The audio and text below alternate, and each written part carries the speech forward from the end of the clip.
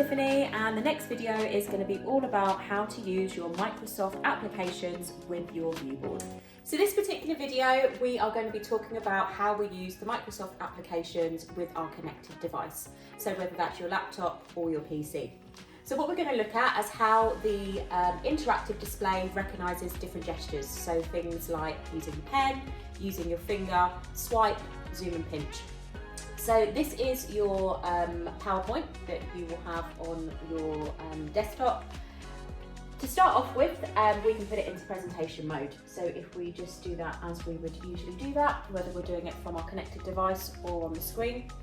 And then we'll just look at how the different gestures work. So if I take my finger and I swipe, it will know that I want to change my slides. So I can go back and forth between my different slides. If I take the pen that comes with the board and I draw on the board, it knows now that I want to write something. If I want to change that colour of the pen, I tap anywhere on the screen, so I'm just going to tap here, and you get the Microsoft input tools come up. So those are here. You can select a different colour, so we'll go with purple. And now, if I take my pen, the colour will be purple. We can still go through the slides using our finger, and the annotations will stay on the slide. So when we go back, they're still there. Once you've finished your presentation, you can click here to end it, and then it asks you whether you want to keep the incantations or discard them. If you keep them, you'll have those annotations on your document, but if you discard them, they will disappear. And the presentation goes back to normal. So in this video, we're going to look at how we use Word on the interactive display.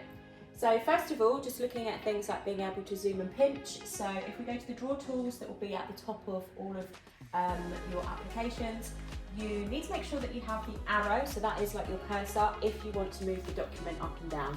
So here we can move the document here. So you can zoom in and out using your fingers, and again, scroll the document up and down.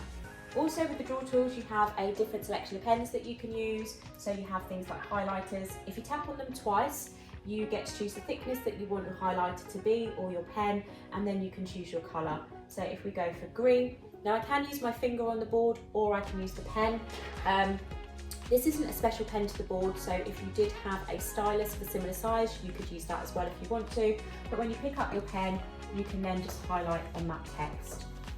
So that could either be yourself highlighting, or you could have the students come up and highlight words that they see on here. This could even be a PDF as well. So if you have a PDF, an old test paper or something, they could do the same thing on there. When you want to scroll the document back up, just make sure that you're in the cursor mode, and then you can scroll the document up and down, and those annotations will stay on it. And again, just like the PowerPoint video, when you've finished, you exit and it will ask you if you want to save those ink annotations or not.